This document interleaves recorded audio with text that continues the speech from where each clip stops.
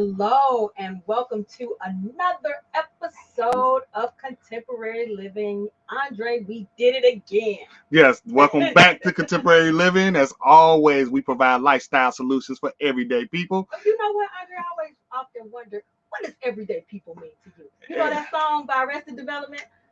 Yeah, everyday people. Yeah, just your average individual that's out there living every day, working, grinding, and trying to make it. That's your everyday people. I love it. I love it because we're everyday people. Absolutely. Everyday people. Yeah, so we got a great show lined up for us today. So I'm looking forward to it. But before we get started, as always, we got to jump right into our housekeeping notes. So let me jump into our housekeeping notes right quick. Just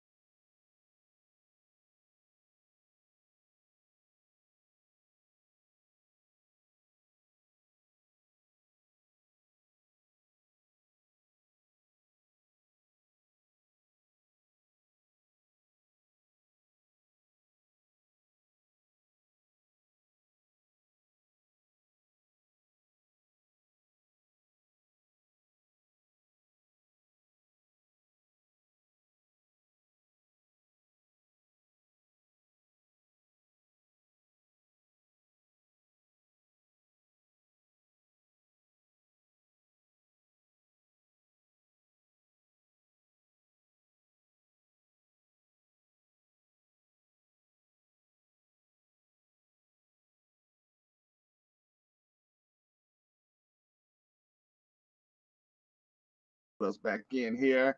And Melissa. All right. So, you know what? Today's guest is just, if I had to use one word, I would say she is amazing because of her passion for her mission. And it's got to be her mission because she does it with such passion and happiness.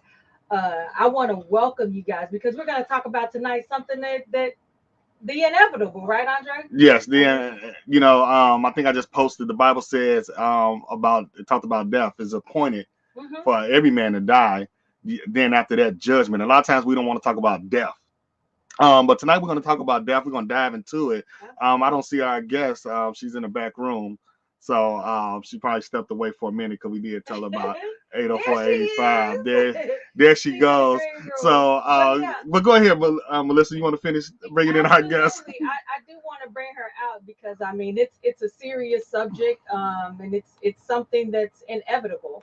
So she is a devoted wife, a mother, a veteran, and a goal-driven entrepreneur, a Chicago native with a heart of service for the community. She served in the healthcare industry for more than 10 years as a certified nursing assistant, an EMT, and an acute and chronic hemodialysis tech. After receiving her Illinois funeral director and embalmer license in 2016, she became an independent contractor. She is able to use her interpersonal, professional, and readiness skills learned in the healthcare industry, and now she's able to apply it to the needs of the family when her service are called upon. Her mission has always been to be of service to the community. She holds the title of mortician with great honor that grants her the opportunity to help serve individuals with support and compassion. Ladies and gentlemen, it's the mortician with favor and flavor, the president of Grace and Mercy Funeral Services, Ms. Malisha Porter.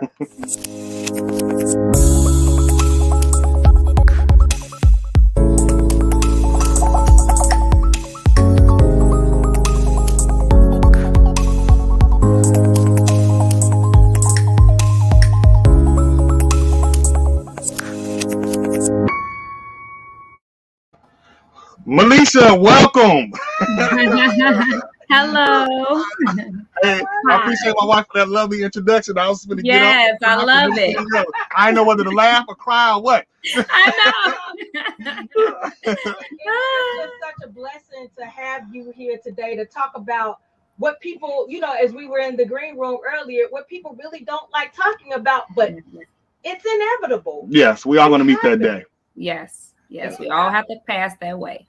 Absolutely. So we are just excited that you are here for the show, and we've got questions on questions. The audience may have questions, so we're just going to get right into it. Is that okay? That's all good. All right, well, let's jump into it. I'm going to start with the first question.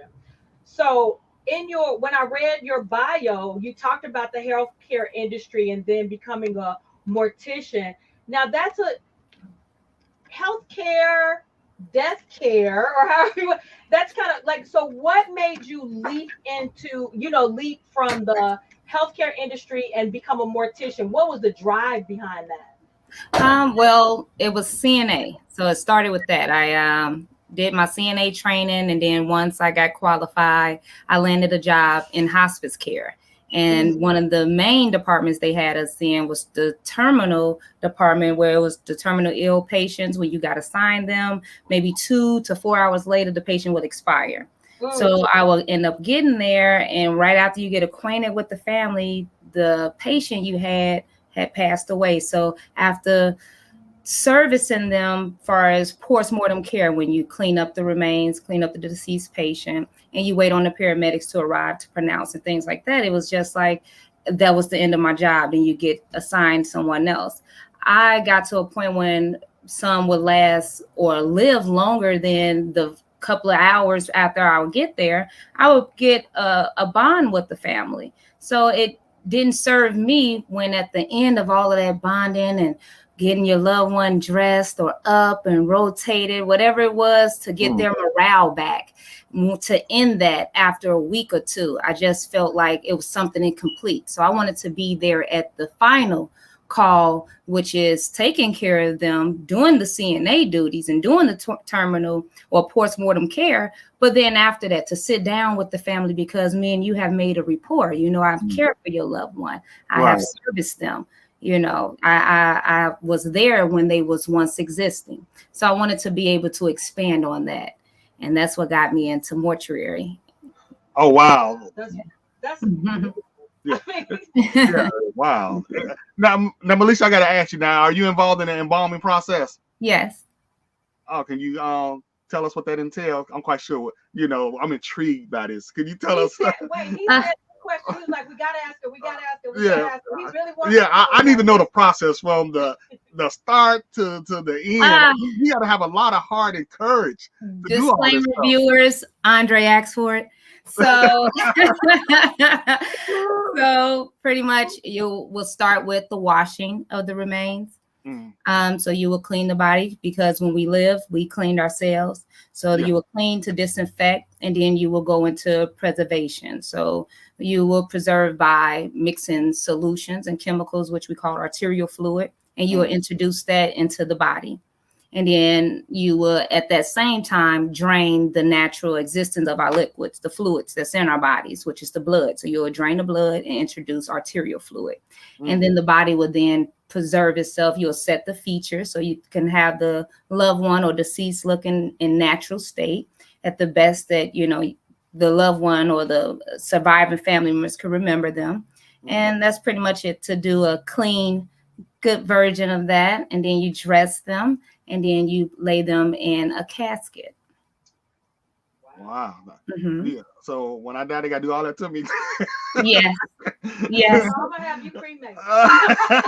Even that process still has to happen unless it's direct. Now, if it's direct, then we don't have to go into all of that. But maybe, and then even with cremations, because people think with cremation is you don't touch the body. No, you can still have a service with cremation.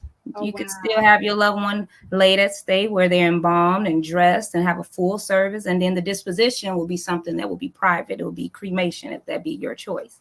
A lot of things can still happen. The disposition change, but the service remain the same.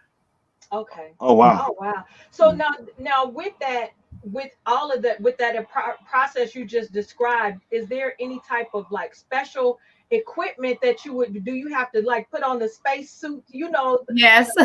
Yeah. Well, it's not a space suit, but since COVID, you might as well call them the Tyrex suits. So you want to be fully covered, just like in your regular life. You want to have a full armor of God on. When you're in that morgue, you want to have your full body gear. You want to have your face shield, that's your eye covering. You want to have your hair covered. You want to have your gloves. You want to, of course, have your body protected. And then, of course, I like shoe covering, because I brought, when I was a CNA and working in the nursing homes, I had brought my daughter home rotavirus one time. So that taught me to never wear work shoes in the house. Yeah. Oh. Mhm. Oh wow. So the cremation process. So you mentioned that y'all clean the body, then you said y'all can have a service. Now, normally when y'all burn the body, is the family there, or yeah, that's totally separate. Y'all don't have a family there when Well, y'all. it depends on the facility. Mhm. When they're choosing to go with cremation and the cremation process, the family can opt to be there, and they can be witnessing if the facility offers that. If they offer witnessing where the family can be present, some facilities can hold families where they can be present, some don't. Oh Okay. wow. Mhm. Yeah. And then what I want to make sure we get it clear with the cremation, you don't clean the body, just cremation is a process. I was explaining embalming when you're washing the Right. Right. remains and stuff like that. Yes, sir. Oh wow. So now with that, let's talk about the services. Have you ever had to provide services to your own family? Yes. In Oh wow. 2018, I had to inter my dad. Yeah. Oh So wow. that was Sorry. a hard one because I was the next of kin and the Hmm. funeral director on his death certificate. So that was a deep one. But yeah. And I also did my cousins. So yeah. Hmm.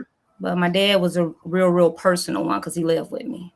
Yeah. Oh wow. Mhm. I'm quite sure that one was very difficult for you. Yeah. That was deep. Yeah. Yeah. Yeah. Now, speaking of family, now, far as now, do the family they get certain discounts? Since you're in the business, you know how black folks, Yeah, I hear you. you know And how we do. You I know, tell them this. I gotta ask the tough questions. See, I gotta ask the tough questions. Do I they tell them this though. uh, It's that so affordable that it seems like the discount is there already because I said it to make it feasible for you to afford quality. It doesn't oh, take a lot. I can't oh do it for wow, free, but I can do it affordably. Oh wow. wow. I can't wait until we get into that one. Oh, you That's say you gonna can't be wait. I was about to say you can't wait till we cross over. no, no, no, no, no. The whole like affordability of Right. all of that. But I still want to stay on like just the funeral services process. Mm. Have you ever had? Because we heard something about like for people who are environmentally conscious, there are like biodegradable caskets. Have you ever Yeah. had to do where someone was like, the earth is important to me, and I want a biodegradable casket, and just environmentally conscious people.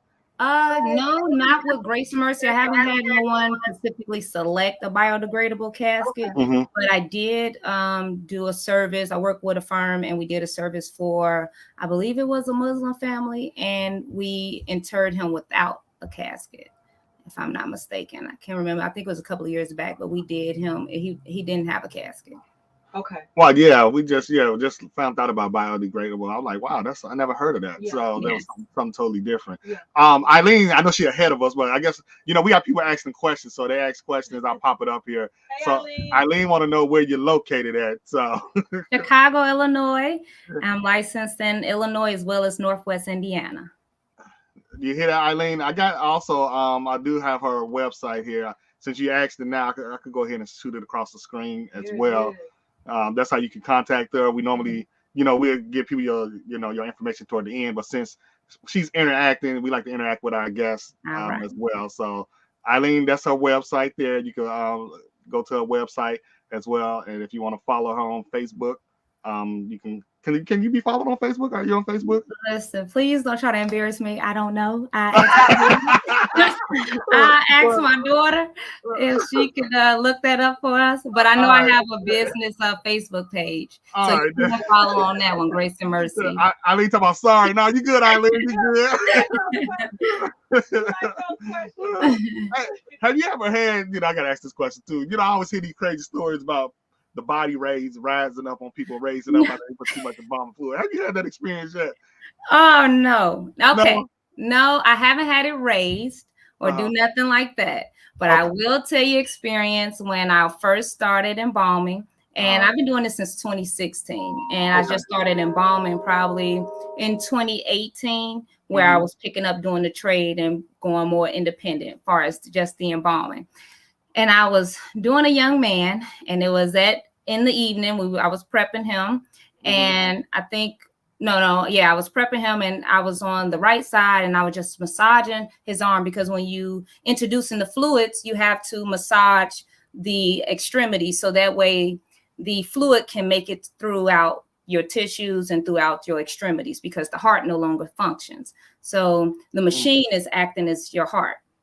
So I was massaging and pressing down. And of course, you know, our muscular systems. Right. And I get down to the hands and my hands is inside of his and I'm massaging and I get right here in the crevices. And of course, if you press that, your pressure point or the reflection or reaction is going to naturally squeeze. It was at night. I thought this brother grabbed my hand. I snatched it. I ran. I came back in 2 seconds later after I gathered myself, apologized to that deceased and kept on moving. But I don't know what happened to I don't know why did I think something else, but the way it gripped me, right, it was surreal. It's real, yeah. Because when I'm embalming, I usually talk to the spirit in my mind. I usually say, okay, we're going here. I'm embalming there. I just need to make this decision here. Brother so-and-so or sister so-and-so. And I do that because of healthcare. You know, even if the person was comatose, the ears still work. So I feel that when the deceased is with me, the spirit is still lingering. And if not, I watch enough horror movies to believe it. So I'm usually talking. And when that brother grabbed my hand, my mind just went there for a second. I ran and I came back. So yeah, that was that. Oh, wow. But no, it don't raise or do nothing like that. But if you press it, it will react. Now, how do you check the quality of your work to make sure the kind of the person when they die, they kind of look the same way? You know, before you bury them, because I know a lot of times, you know, you want to look yourself when your time comes, and you know, so when you get fixing up the body and stuff like that, how do you check your work to make sure that you know you got some good quality there? That you know. Well, the family will let you know. They will let you know. The family will let you know, but before that process, you have usually a picture that the family will give you, and then you will go off of that. So you would try to make the deceased look as natural as possible to that now. And then you'll also say again. I was gonna ask, is it an art to it? Yeah, you can say it's an art and a science. Because they teach you in school about the natural features, your facial features. So once you learn that, then you know how to pretty much mimic how the face naturally rests. Right. Oh, okay. So in school, you're learning more so the laws. I know you learn quite a bit of the laws as well, but they also teaching you also how to fix up the bodies and stuff like that as well. Right. We did a restorative portion where it taught you how to reconstruct the face if needed. And then in embalming studies, you'll learn how to set the features, how to introduce the arterial fluid, whether you're going to do that arterially or whether you're going to go underneath the tissues, which is called hypodermic, or whether you'll do what's called a cavity pack, where you will apply the tissue on top and the tissue will absorb it underneath. Right. Oh, wow. That is so different ways. They teach you a lot. Yeah. Okay. Yeah. So I was going to ask you, now you've been doing this since 2016? 2013, I started interning. So 2016 since I've been licensed. Okay. So 2013, and I know you've worked with a lot of funeral homes and things like that. And in the urban community, especially, it's been a lot of deaths. Yeah. So how do you have to deal with the young deaths, or have you had to deal with young deaths in the community? Because you can see it online. Sometimes these funerals, they break out in fights, and because the people are so young, or it's gang related, or different things like that. So have you come across that? And what's the youngest death that you've had to deal with? We don't ask the question. It just feels this is not a natural conversation that people would have. Right. And if you made it natural, maybe people it'll be more open and understanding. So so what is it? So with the deaths in the community, the youth. Well, we don't Grace and Mercy, we don't have a lot of young funerals. Okay. We do more natural, but what I would say to those services where you have the individuals breaking out into fights and things like that, it's because of the order. I would say you must establish order. And usually when I work services, whether it's trade, working with other funeral homes or Grace and Mercy, I make Right. sure the order is there. And that part Mhm. comes from the military, the discipline, because Right. you Right. have me to be a funeral director. The director directs. Mm. Right. So we have to conduct ourselves accordingly. And when we outside and outside spaces, why wouldn't you want to conduct yourself accordingly? Right. Right. That's how I'll sum it up there. So, but we don't have a lot. And the youngest deceased we did have was 20, and it was gang related, and order was there. We had a beautiful service. That is wonderful. That's Yeah. it's just wonderful to hear. Yeah, and I know Melissa was telling me that you're big in supporting the community. What drives you behind that? What makes you so outgoing for your communities and stuff like that? Because I'm there. I have to walk those same streets. I have to go to those same stores. Yes. And my grandma was always big in giving back. She used to do clothes drives, working with the church, always signing up to do something, and had us in activities where we was on the usher board, nursing board. We did something with our time. We gave back to have that heart of service, because community, you need that service. Right. We come from that. We separating from it, but that's where we all come from, community. Right. Absolutely. Right. And the entrepreneurship, you and your husband, y'all entrepreneurs. Yeah. Was that something y'all was raised in as well? Was y'all family members entrepreneurs? It was just as you got older, y'all decided, look, we want to be our own boss. We want to set our own schedule. We want to have our own type of freedom. Well, I always seen that around me, the freedom to set your schedule. So when I did go into the workforce, the 9 to 5, I always was an evening worker. I never wanted to really work around a manager. I didn't need to, unless you had to correct me on anything. That's the only time you was going to see me, Right. I didn't want to have all of that experience with the managers. I just wanted to do the job, and I wanted to be able to keep on going and then advance. So when I seen how the schedules was always working, me always wanting to work night and keep the daytime to do whatever it is I wanted to do, I seen it wasn't working. So that it'll force you into entrepreneurship. And what really did it was the self-employment. So whatever it is that you have on the side, that's your entrepreneurship. You just need to water it. Right. Yeah. Yeah, like you said, you had on the side. Me and my wife, we always encourage people that everybody should be an entrepreneur, even if it's part time, because you never know what may happen. There's nothing certain. Just like death is certain, but as far as your jobs and anything else, it's not certain. So just to have that to fall back upon, is something else. And I'm gonna get back into the funeral stuff, but I know we talked backstage earlier, and you was telling us about you and your husband and the wine. Yes. The wine events you had. You share a little bit of that with us? Yes, the Wine Saint Networking and Connoisseur. We used to do, or we do, wine tasting events, and then we host them public and private events. COVID kind of shut down the action, and a little bit before that, we was just relocating.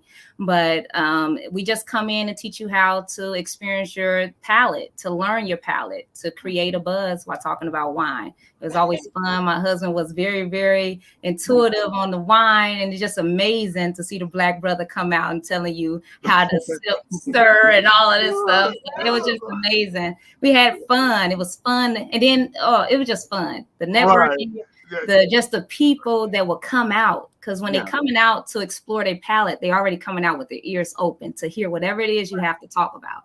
Yeah, so it was just beautiful to just. It was almost like a think tank. It was good. It was good. I can't wait to kick them back off. Yeah. Melissa, she loves the wineries. Yeah. we actually went to one yesterday. She had a wine event a few weeks back as well. So we didn't do any learning like when we did the wine tasting in 2015. This one was uncorked. We just okay. We just popped the bottles. Oh my goodness. We had the limit. We had the little 2 ounces. That's it. We were strict, but we had fun. Yeah, those types of things are always fun. It's not always, and it's a way to begin. Like the reason I like the Wine Saint and his teaching practices and methods, because you're learning and you're enjoying at the same time, and Yeah. so learning is not so difficult. You know Right. what Right. I'm The trying to say? trivia questions, remember Right. those? That was so fun, you know. I love that. Exactly. I love Yeah, it. and so we're gonna get back into, well, do we have to? Yep, we've got time, I think, for maybe a couple, maybe one or Yeah, two one more question. Yeah, questions. before we go to commercial Now, break. how do you deal with families who come to you and say, we have a death, we cannot afford this funeral? What do you have, any type of programs, or what do you do when a family just comes to you and say, we can't afford it? Well, then I give them the options. I'll let them know what is affordable in Okay. their budget. So if they will only have enough to do a memorial service, then that's Right. what we're talking about. If you Okay. have just enough for a direct cremation and then later we come for a memorial service, then that's what we're doing. You Good. know, or if it's options who can finance to assist financing you, then I'll tell you about that if I know about them. Okay, so there's something that fits every Yes, budget, really. yes, Yeah. yes. Okay. Oh, nice, Good. nice. Good. So when I'm gonna get ready to take a commercial break, but when we get back, I have to ask you the average cost to bury someone today, and then we're gonna talk about some life insurance as well when we make it back. All right. All right, then. So we'll be right back.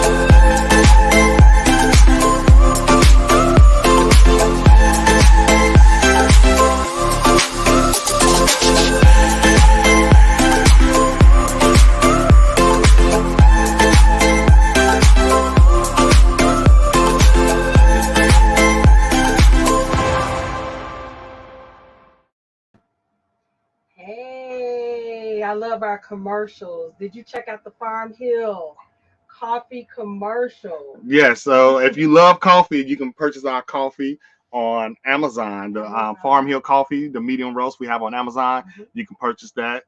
We also will provide the link as well on our Mhm. stream So you can order our Farm Hill coffee. The reviews have been great, you guys. Yeah. You guys love the coffee. You're very responsive to it. We've received 5-star ratings, so I'm just so excited about that. Yes. I'm very excited about our Farm Hill Medium Roast Premium Coffee on Amazon. Yeah. So Absolutely. you want coffee? Definitely order that on Amazon. And also, if you're in the great state of Illinois, you're looking to sell your house right now, it's the perfect time. I am a realtor with the great state of Illinois.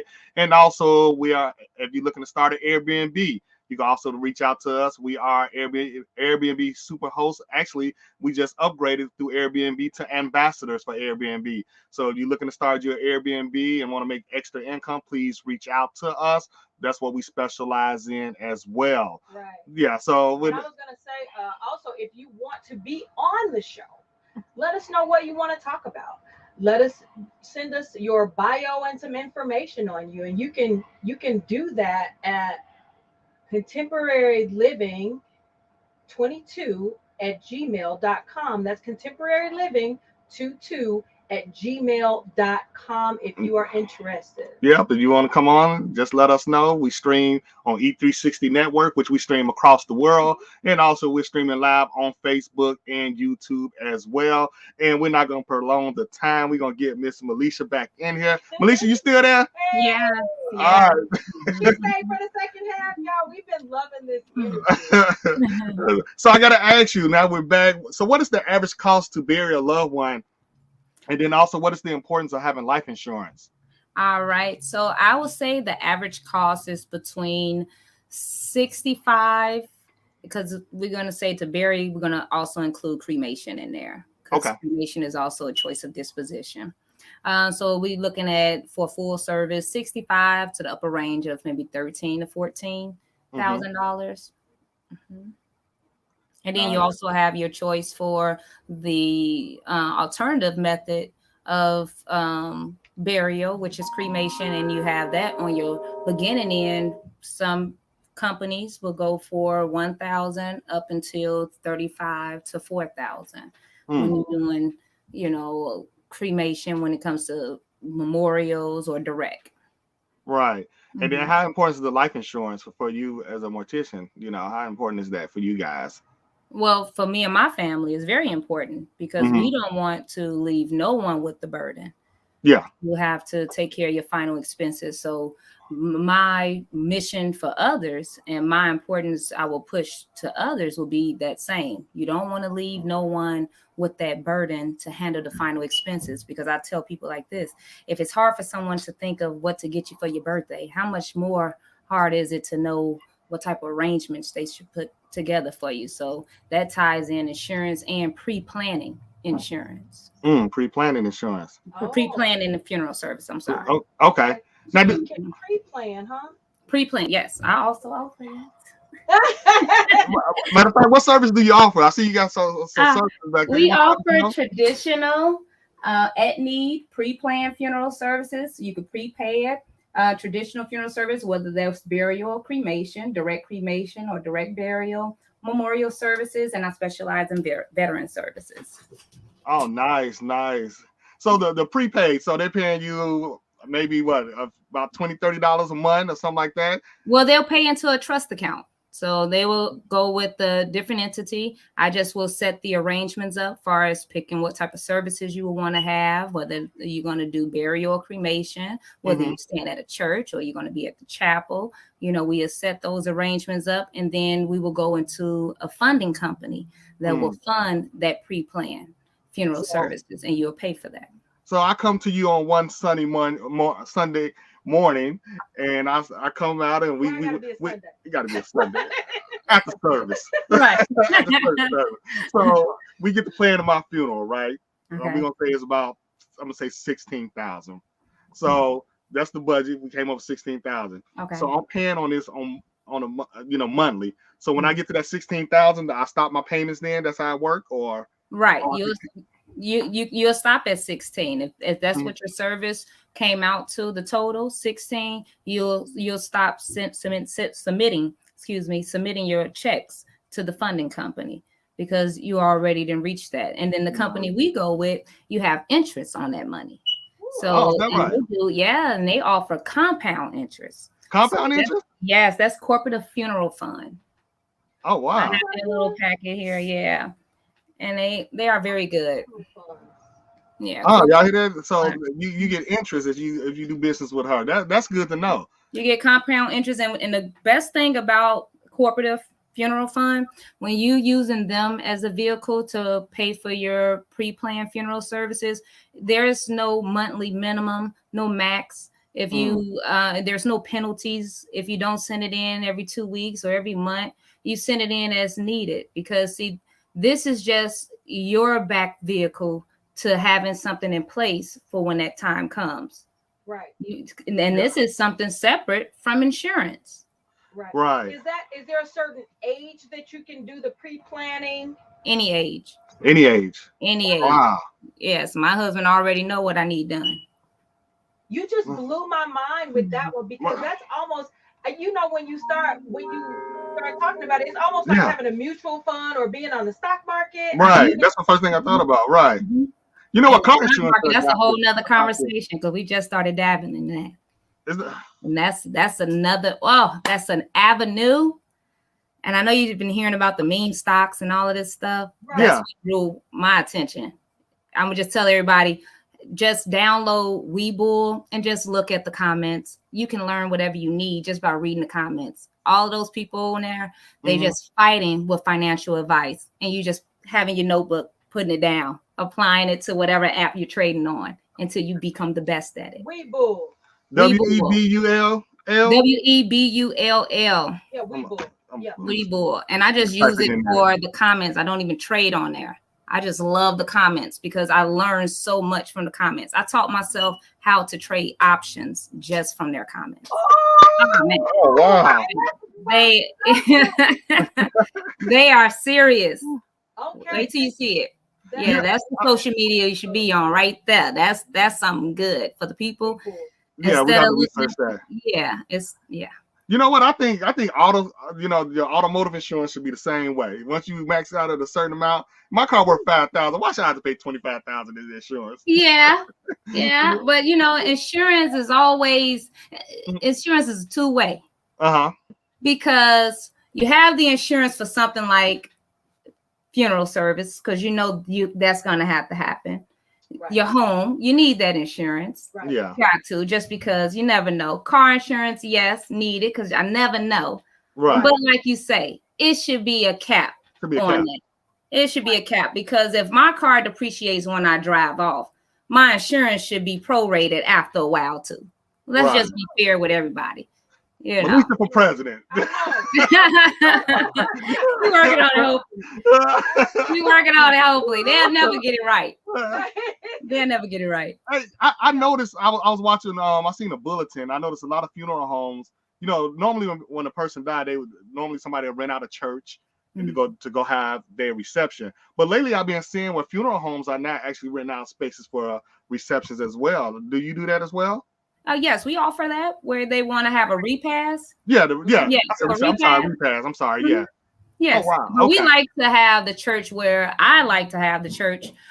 the fellowship hall is there too. So it's the convenience of the family, all that community. Have everything together. Oh yeah, you want everything there for them, because you're thinking about all that's going through the minds of the attendees, the next of kin, the immediate family, and you just want them to be convenient as much as possible. So I would like to have them, if possible, when we look for churches, we look to have the fellowship hall there. So where do your faith stand in God? When we talking about funeral and death and stuff like that, of course, we thinking of God and a higher power and stuff like that. So how were you raised? Were you raised in the church? Yes. Raised in a church. I'm a believer of Christ. He is the head of my life. I believe in the Trinity, the Father, Son, and the Holy Spirit. I don't subscribe to nothing else. Right. No. Well, you sound like you got it all right there. Yeah, because he told me repeatedly why I should choose his side. Right. Because he forever on mine, so I have to stay that way. He never failed me. Right. He has not failed. Never will. So that's beautiful, and true too. Yeah. So I want to dive off. It's kind of like an extension of what we were talking about, because one thing we know, you can follow your passion and things like that, but anytime you have a business, you got to mind the business that pays you. Yeah. And you got to make sure you know the business that you're in. So what I want to know is there much money in this industry, and is it actually profitable? Because at the end, we do these great things, but our bottom line has to match the same or Right. exceed. So yeah, so is this the industry that love and enjoy being in? Is it profitable for you? In the sense of service, most definitely. Gotcha. In Gotcha. the sense of service, it fits me. Yeah. It fits me, you know, because and I tell people what God has for me is for me. There you So go. who He brings my way to be that extended family member, to be that advocate for, yes, that is. Because Mhm. we really offer these services high quality at affordable cost. And like I said, the tie-in where the people is winning at is you have a woman that was geared and locked in from healthcare. So Right. that kind of service, it started way beyond Right. Right. the W-2 job. I took care of my granddaddy Yeah. and was his first homemaker, you know. Right. So that service, I'm born with it. That compassion, born with it.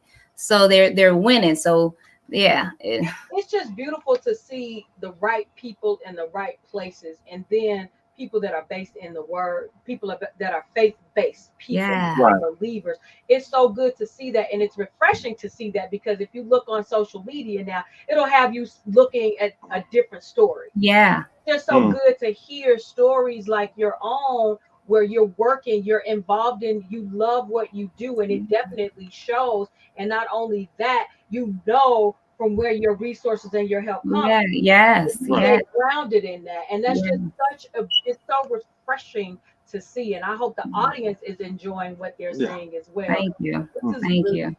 Yeah. It's So Melissa, how do you manage your work life? You know, being a mom, being a wife, a businesswoman, then you dealing with, you know, those that have lost their lives. So I know it can be an emotional toll on you. So Yeah. how are you able to balance all this here? All hands on deck when it comes to the house. Everybody participate in it, because see, Grace and Mercy is the second business. You know, the kids, well, the oldest, who's 16, she was around when the wine saint was being birthed and groomed. So she kind of showed the other siblings, because we have a 10-year-old and the 4-year-old, you know, she our boss, but we we don't mention her name. But she kind of helped the younger ones kind of get into gear. She helps us when we have to get on the move and get to work. And my husband helps me out in the business, far as removing and doing removals, far as like removing someone from the place of death to the funeral home. He participates in that. My grandmother works with me, my mother, you know, so the family has to be ready to put their hands in with it and not just have their hands out. See, so I have a team that they willing to work with me. As far as the work-life balance, I've been a worker since 16. So it just flow, you know, you just flow. You have to compartmentalize your day, put your time together, and time management is rough, but it can be done. And, you know, so I just rely on the family to kind of help me keep that balance at home. Whatever instructions I left you with, please have them done when I get back. You know, that's how it works. Oh, nice. Okay. Yeah. They go down from husband to the 4-year-old. Please have it. Let's done. Yes. Right. So I was gonna ask you, so how many hours of a day are you putting in this business? And like, because we're on work-life balance, so how many hours? And you know, as entrepreneurs, you're 24/7. I understand that, but with the bulk of your hours on average is what would you say? Morning times it varies. Mornings and evenings at the convenience for the family. So some families want to only come in the evenings, so I make myself available for that. And I try to schedule most things after 11 o'clock. So it varies. But I cut it off probably around 8, unless a death call is what we call it comes about. And you know, death don't happen from 9 to 5. So right. Yeah. So you have to be ready to gear up and go. And, you know, and our policy is with the hospitals, we have to respond in 2 hours, 2 to 4 hours. Sometimes you can respond later, but it's good to go within 2 to 4 hours. And then if it's hospice, meaning they're on the floor at the hospital, meaning that department floor, then you want to respond less than 2 hours because you have residents right there. You know? Right. Yeah. So you want to make sure you move expeditiously. Oh wow. Mhm. So how would and I know you have planning services, so you kind of explained it, but how would you, is it through your pre-planning that you help, like if somebody came to you, and I think Andre, you did ask, how would you go about planning your own funeral arrangement? Is it through that program that you had mentioned earlier for pre-planning?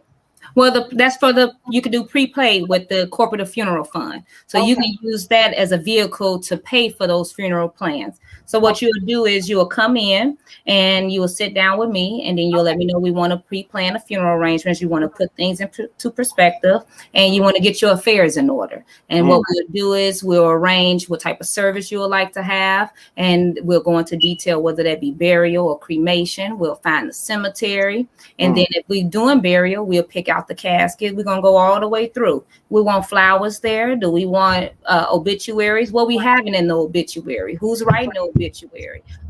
Hey, you gonna have Pastor so and so preach? Okay, do we have a number on Pastor so and so? And we need to let Pastor so and so know that we have him listed down to speak for you. So that way, when that time comes, Pastor so and so gonna show up.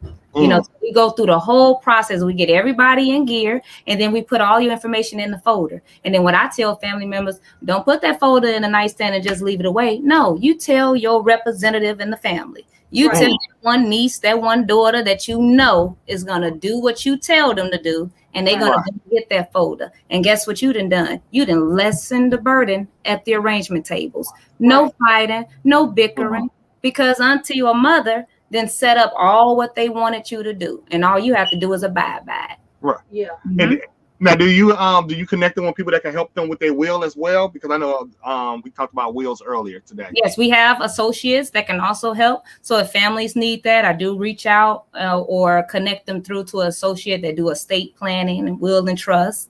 So if we have the resources, we definitely try to extend them out. I'm just in awe because, like you say, people, they always want to think about it, but at the last minute, there's services out here. Your service is here to help you through that transition. And so now that we're discussing it, it's easier to talk about death. Because it's an extension of the life. It's part of that life you have. But now that we're talking about it, especially like in this interview, I personally, it's you make it much easier to talk about. Definitely. Yes. Now we need to have a funeral workshop. And it's needed. We need to have a funeral workshop. People need that. What you do, people need that. See, and we can do that. It can be a think tank. Everyone can get their folders. I have a young lady. She does a workshop with veterans, and she helped them get a ready file together, and it gets their DD2 paperwork together, their discharge paperwork, and it gets personal information, their socials, anything that's of importance that you're going to need the day that you're no longer here. It's information that someone else is going to need to show, because it helps to lessen the delay in the funeral planning process. And just to spin back on insurance, just put this out there, insurance is not only needed for the final expenses, but it's needed for the future expenses as well. Because see, you can leave behind a legacy. You can leave behind a legacy for your family. We don't have to start at ground zero.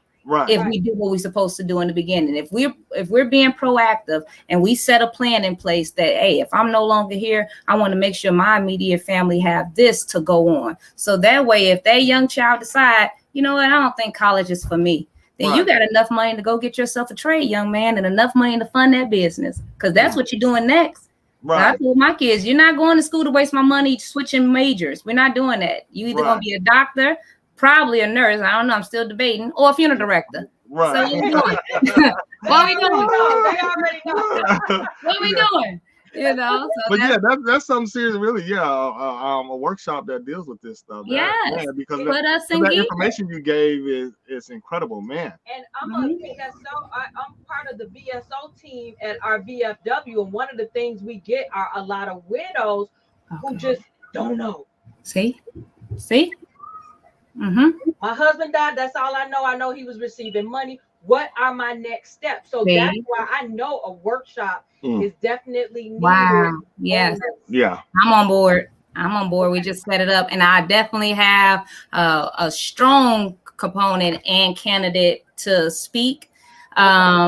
Sister Floretta Pulley, she is very, very good with the veterans and getting them in gear to know what to do next, especially if they're still here. They can get that paperwork together and find whatever resources that's out there. And that workshop, it will be for those who don't know what to do next, and they can entrust that someone will hold their hands and not take advantage of you. And it's so much like once a veteran passes, it's so much red tape that spouse has to go through. Yeah. Half the time they done already had the funeral. They're just looking for what extra benefits that they can get from it. Yeah. It's a lot. Yeah. So yeah, that's a wonderful idea. Yeah. Absolutely. Yeah. Especially if they also knew that if their veteran passed away, that they if he passed away and it was when he was a veteran, it was honorable discharge, that he can have a free burial. Absolutely. You know? Absolutely. Yeah. So that's something important to know. You can have your honoring and have those services rendered too. If they had someone to, do the paperwork or the footwork. But most funeral homes, I'm hoping, and most of them are good at giving honors to the veterans. Yeah. Right. So like when Andre and I pass, we're gonna be just stackers. Yeah, Okay. yeah, All right. stack us deep. Right. It's free. Right. Yeah, Right. you Indeed. already know, Malisha, how to take care of us. Okay. I got it. I got my notebook right here. I got you. So we wind it down. How can our guests get in contact with you? All right. Well, you can reach me 773-956-4000. And you can also go to our website. That's Grace and Mercy fs.biz. That's GRACEANDMERCY F as in Frank, S as in Sam .biz BIZ. You can reach out there, and also the Facebook. We have a Grace and Mercy Funeral Service on Facebook as well. All right. And so in 1 minute, I always ask our guests this: where do you see yourself in 10 years as we get ready to close out? In 10 years, I see myself owning a cemetery with a funeral home on it, as well as a fellowship hall with all of the services for family to come in, a memorial for them to come in and just memorize their loved one and be at peace, and then be able to leave and come back the next day and do it all over again. Oh, wow. A woman with vision. Amazing. Yeah. Amazing. Wow. Thank you. We appreciate you so much. Thank you so much for having me. For Blessings. coming on. We appreciate your time. Added value to everyone who watched this tonight. Yes. Everyone that watched this on the replay, and if you're on the replay, and if you're on one of our social media sites, let us know that you're on the replay as well. Yes, and we really learned a lot tonight. I know I did. Yeah. Yeah. So I'm definitely looking forward to meeting you guys in person. Because my wife already met you guys in person, so I haven't met you in the flesh. Yes, we can go out to dinner, do some networking together as well. Yes, definitely. And hopefully we can continue to be a blessing to you and your family. Thank you. Thank you. Blessings to you guys. I really appreciate you guys for having me. It's a blessing. It really is. It really is. Thank you so much, Malisha. Yes, ma'am. Thank you for coming out. All right now. Thank you. All right. Andre. Yes. Well, I am no longer afraid to talk about death. Yes, I think we all have been afraid to talk about death. Man, I needed this conversation. Yeah, it makes you're comfortable talking about it now. Right. Just thinking about it. Wow. And the services she provides. I mean, everything you need. She's got it. Yes, absolutely. She's got it. Yeah, but she blew my mind with the compound interest. She did. Yeah, with the compound interest. Yeah. But yeah, I think corporate funeral funds. I think that's where they have it. I mean, she touched on that. She touched on the planning, and Anything you can afford, she's got it for you. And the Weeble Yeah. Oh, as yeah. well. Did we touch on actually? Yep. The Weeble. So go to that. Yeah. This has just been an incredible interview, and it's going to grow into an event to Yes. help other people. So you know, Well, I love events. So yeah, so we definitely will be there. yeah, definitely, definitely. Yes. So we appreciate everybody from tuning in We tonight. do. So as we close out, as always, we thank God for his unmerited, undeserving favor called grace. For grace is the total absence of any works. You can't work for grace, you can't buy grace, you can't sell it. It is simply what God has given to each and every one of us because we believe Christ died for our sins. He was buried and he rose again the third day for our justification. On behalf of myself and my lovely wife, Melissa, be blessed. Have a good night. See you next time.